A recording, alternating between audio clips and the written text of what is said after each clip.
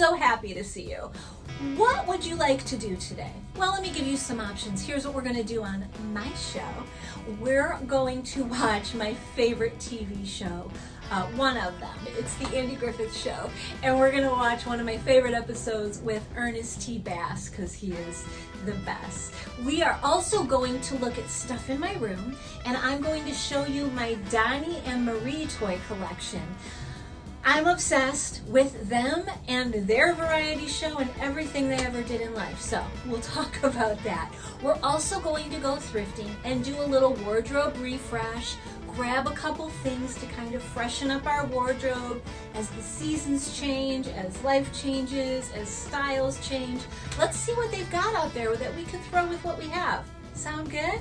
We're also going to make a tin necklace. That's right. You can make any kind of jewelry out of tins, but you know the tins, the old just tins that you see, you probably walk by them in the thrift store. We're gonna grab them and we're gonna cut them up and make them into jewelry. We're gonna sand them down, make them soft around the edges, but it's gonna be great. And if any of that or all of that sounds good to you, then you know what we're gonna do? We're gonna go. And you and me, let's go.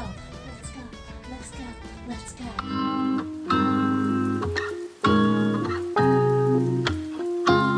Okay, who's ready for the weekend refresh? I am so excited. The basic premise of this is you go to the thrift store, you grab a couple new things to wear out on the weekend or in on the weekend for that matter. I don't care if your weekend is Friday through Sunday, just Saturday, whatever. Just grab something that makes you feel good. I'm going to show you what I have right now. Look number one, they said it couldn't be done, but what do they know? Let's go take a look. Outfit number one. Here's this amazing little cardigan with the sweet, sweet details. This little bunny rabbit I love.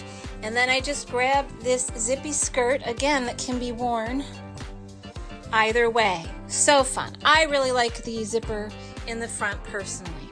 Okay, let's see how it looks on. Okay, so for this first look, I really just kind of kept it simple, and I loved the little bunny on this cardigan. Threw on a little candy cane striped necklace, which I love, and this the blue skirt that I got with the zipper, actually meant to be worn in the back, but I've been wearing it in the front because I kind of like that look. So then you've got a skirt that can be worn two different ways, and I highly advise you try that as well. Look number two. Well, look at you. You're looking pretty cute. You want to see? Let's go. Outfit number two, you have this crazy map shirt. And I'm going to be honest with you guys, the first time I saw this shirt, I totally passed it up. And then I saw it again, and I thought, well, it's meant to be. Nobody else wants this. Again, with the zipper skirt.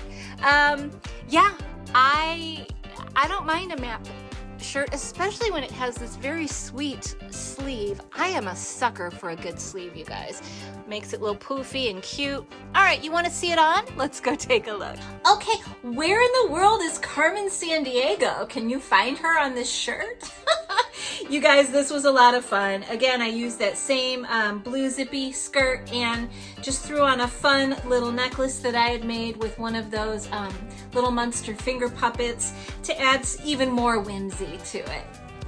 Look number three, feeling like me. Are you tired of these puns? It's okay, cause I'm done. And outfit number three. This shirt that I absolutely fell in love with. I wish you guys could feel it. It's very lightweight and almost sheer, but it's dark enough where it's not. It's a vintage shirt. I love it so much. And here, I'm going to show the label. This is for my friend Deb, who is so into the vintage labels and curates them, and it's amazing. Russ. I love it. Okay. And then the skirt, which is just this fabulous pattern, and again, it's lined, it's nice, but it was pretty lightweight, and although it's more of a wintry thing, I think it'd be great in the fall too. Maybe spring, I'm not sure. Anyway, would you like to see it on? Let's go take a look. This last look, I gotta tell you, I truly fell in love with this shirt. and skirt, and I love how they look together. The patterns I think look really great together. And that's a tip I have for anyone who's nervous about pattern matching. If you stick within the color family, at least close to it, and have one print be big and bold and another one be a little smaller, then that tends to be really nice, nice to look at. Good on the eyes, right? Okay, I threw on my little seed bead necklace here with all the fun turquoisey colors to pull in the turquoise from the skirt, and there you go. This was a lot of fun. Okay, you guys, how much fun was that? I love doing these weekend wardrobe refreshers. It is really inspiring to me, and I love going to the thrift store with like a small goal instead of just letting, you know, my emotions and whims take control, which I do most of the time, but having little like, little goals for when you go to the thrift store is really kind of helpful. And if you decide to do this too, let me know if you think the same. But I love what I found, and I think it's going to really accentuate all the stuff I already have, and that was the goal. So yeah, you guys, thank you again for joining me, and I adore you. Thank you. Mwah. I hope you try this as well.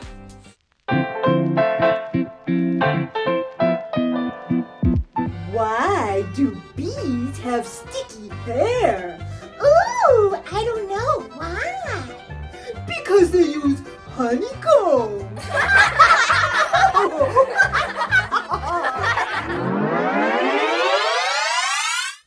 Hey, so we're about to do a video where I make jewelry with you, but on this one I wanted to give you a little bit of a cautionary heads up. We're going to be working with tin, and we're going to be working with tin snips. I have all different sizes here to see what I need, but two of the things that I need to make sure that you know of is that you protect your eyes and that you protect your hands. So I just have some heavy duty gloves from the Home Depot, and I couldn't find my goggles. So if you want to make something and you have a tin and you have some tin snips, you have everything you need, but you don't have goggles, then I suggest you grab any old glasses that you have, glasses, sunglasses, anything big, just to protect your eyes. It's very, very important to protect your eyes. I can't tell you how many times I have been doing something like this and something flies right past me and I'm like, oh, thank God I had something on my eyes. These are just way too, be Elton John when you're making jewelry, why not? And then the gloves, very, very important. I've also cut my fingers on the tin itself because I took them off too soon. So there you go. There's me caring about you and your safety. Now let's get to it and make a really fun necklace out of an old tin that we thrifted. Okay, let's do this. Okay, you guys, let's be really safe. Here is the tin, and I already pre-cut it before I taped this so that you could see, so I could see that it was easy to cut through. Some tins are a little thicker and a little more stiff than others, so it's good to kind of get your first snip in. I tried it on the tin itself to see what exactly is going to work for you. Okay, this was a Reese's peanut butter cup tin, and I got to tell you, the whole time I was doing this, I kept thinking, I really want a Reese's peanut butter cup. Right? Okay, so here is the lid, and I'm going to basically just kind of cut some random shapes. First, I'm going to cut around this curved edge so that I can get in there and really start cutting with my tin snips. But you just kind of want to get an overview. Some people sketch it out. I just go for it. So I'm going to put my safety gloves on and get my smaller tin snips. They are obviously the easier ones to work with because they're not cumbersome. They fit more like a scissor in your hand. Okay, now that I've gotten that edge trimmed away, it'll be easier for me to see what exactly I want to cut out. I know that I want some of the flowers, and I definitely want that barn to be my centerpiece. Here's a fun story about yours truly. Growing up, my dad made a barn, a little red barn, just like this one, in the backyard. He built it, and in the top of it was actually my playhouse. He made a little playhouse in the very top, and it was so much fun as a kid. We actually had a little flagpole in the front. You could climb up the ladder going up, but then you could slide down the flagpole like a proper fireman in the end. It was a lot of fun. I remember in this playhouse, I wrote names of all the boys I liked and all kinds of stupid pictures. And one day I'll go back up there, but for now, I think it might be full of spiders and creatures I don't want to encounter. So I'm not ready to be that brave yet. Anyways, you can see I'm just randomly cutting these shapes, and then I put aside that tin because it is very, very sharp, you guys. You really have to be careful. Just the slightest little mistake, you could cut your finger. So you got to keep these gloves on, and as I said, goggles or glasses or whatever. All right, so I just want to get some of these blue shapes from the side. I love this color of blue. It's so, I don't know, cheerful and soothing, and it's a lot of fun. And I thought these flowers were gorgeous. This really doesn't look like a tin you'd use for peanut butter cups, but that's how it goes. So, okay, now we're just kind of laying it out so I can see what it's going to look like. That's what I like to do, kind of measure it up so there's no surprises at the very end of this. Then I'm going to get my Dremel, and I'm going to sand the sides of these pieces so they're not jagged. I'm going to get them as smooth as possible. Now, I could spend a lot of time here really smoothing them out and making it look perfect, but I got to tell you, that's just not my style. Some people will encase the edges in like polymer clay or something like that, maybe even acrylic if you work with acrylic. One day I hope to. They finish it off that way, but I just kind of like the raw nature of it. It's something I enjoy, is imperfection. I find a lot of beauty in that. So I've got the edges nice and smooth. Now I'm going to take this book that I clearly drill into all the time. How to say it? Well, you put a hole in it. All right, and I'm going to drill holes, one on each side of my pieces, so they'll line up nicely for jump rings or wire or whatever I decide to do here in the end. Okay, here it is. Here are all my pieces. Wipe down your countertop. It's going to have a lot of metallic dust on it. And now I'm taking a peek. Here are the pieces. Again, they're not perfect, but I love that, and I think it looks really pretty. You guys, I'm just so excited about how this is turning out. So I hope that you try this. There it is. I put some paper beads in between and wire and some jump rings. It's just simple. I love it. I'd love to know if you try it as well. Thanks for joining me on this one. Okay, here it is on, and I love how it turned out. The tin is so lightweight that you really feel like you're not wearing anything, which would make these a great earring as well because they'd be so lightweight. I hope you guys try this safely, and I hope you have as much fun as I have because this is great. Thanks for joining me. Hey, so you know how I made this necklace and I really wanted a peanut butter cup? I went and got one, but not a Reese's one, a Kilwin's one. Hello.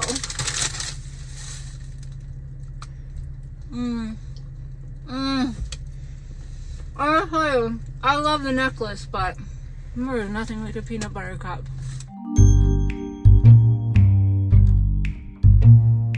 Are you ready for more of the good bad boy? I am so intrigued, and I wait until every week to read this with you, so I don't know what's happening, and I'm pretty excited. Okay, Tuesday, September 13th. Cider, remember his name is Cider now, cried again last night. This morning, Mom and Pop looked daggers at me. Of course, Clara had to interfere. Girls certainly give me a headache. I sneaked Cider up the back stairs, and he'll sleep with me tonight. After all, pals should be together. You see, that's what I'm talking about. The dog needs to sleep with you because that's the only way that dogs sleep. Am I right? Wednesday, September 14th. Plenty happened today. Mom was mad because Cider put his dirty feet on my sheets. Every time I try to be kind to somebody, I get into trouble. You might be exaggerating a little bit, Pompey. Certainly, Cider didn't get the sheets dirty on purpose. Cider isn't used to sleeping on sheets. Sent to bed early, asked God tonight to help Cider from crying. Hope God was listening. Oh, okay, let's do one more. Thursday, September 15th. God was listening to my prayers last night because Cider didn't cry. Everybody was happy today. That's the way it should be. When everything is all right around this house, then I begin to worry. It's a sure sign that something must be wrong. Kid asks God to make everything happy, and then when everything's happy, he's concerned. I don't know. I hope you enjoyed this as much as I did. This is a great book. Thanks for joining me again, you guys.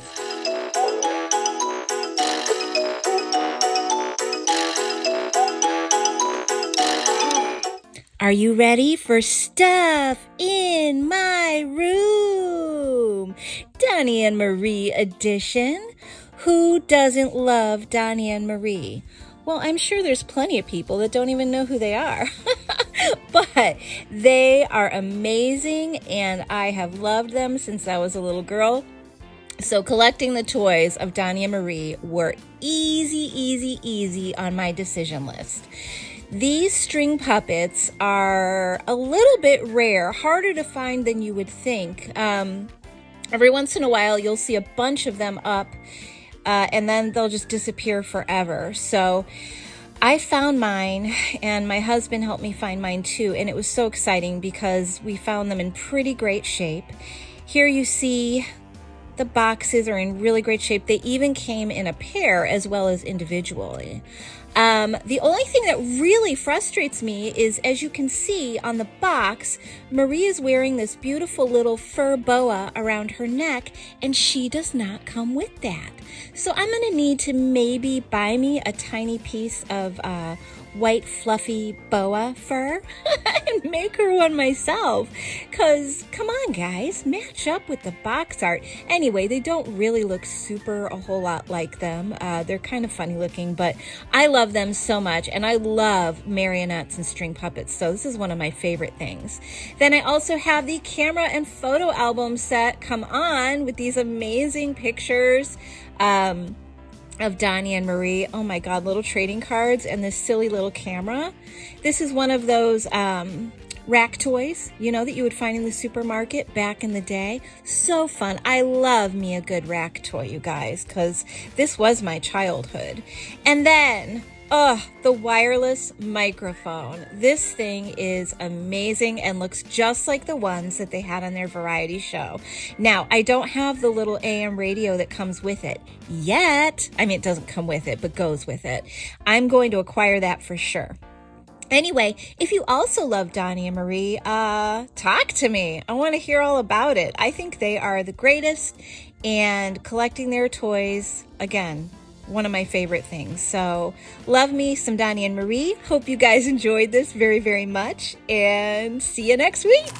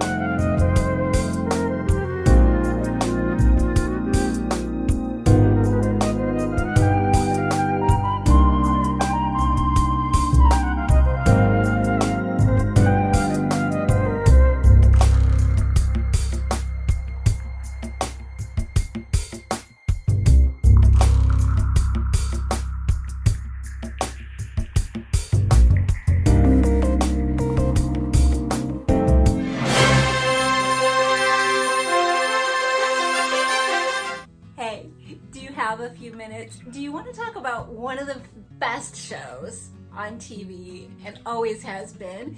It's the Andy Griffith Show. Today I want to talk about one of my favorite recurring characters, Ernest T. Bass, and one of my favorite episodes with him. So, season 4, episode 17, Howard Morris is the actor that plays Ernest T. Bass, and he's amazing. I adore him. Did you know that Howard Morris also played Adam Ant in the cartoon Adam Ant? That's amazing. Not Adam Ant from Goody Goody Two Shoes, but Atom Ant. It's an old cartoon. If you haven't seen it, go check that out as well. In 1964, this episode aired and was called My Fair Ernest T. Bass.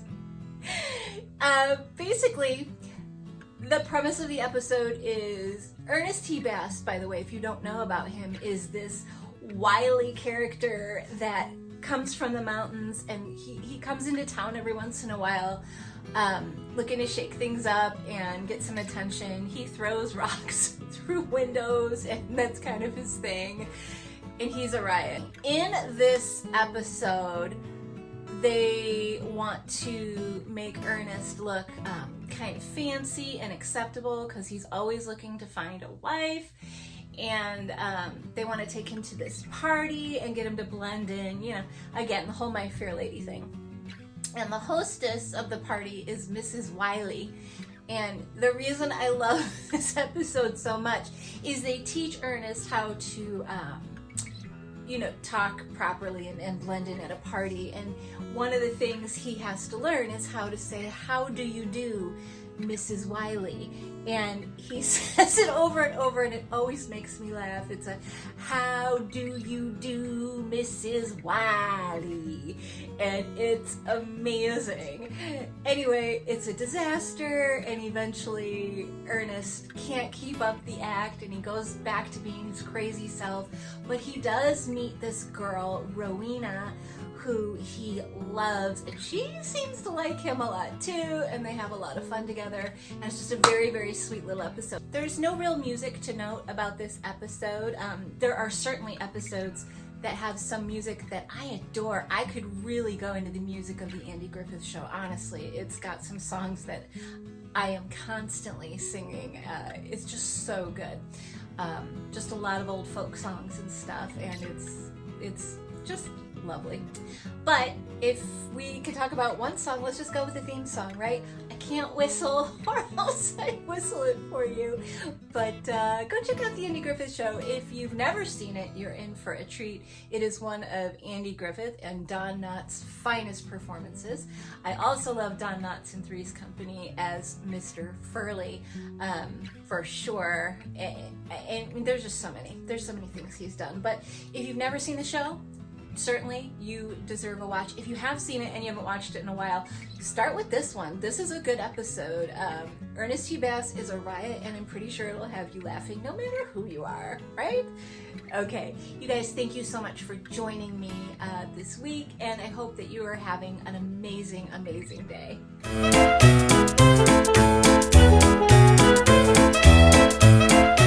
You did it! You made it through another episode, and my heart is full. Thank you for sticking around to the end.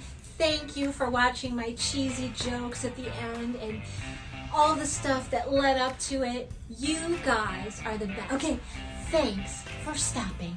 Bye. Next week, will Angela finally marry Dwight, or will she just go home to boss around Tony and Sam and Jonathan and Mona? Come back next week to find out.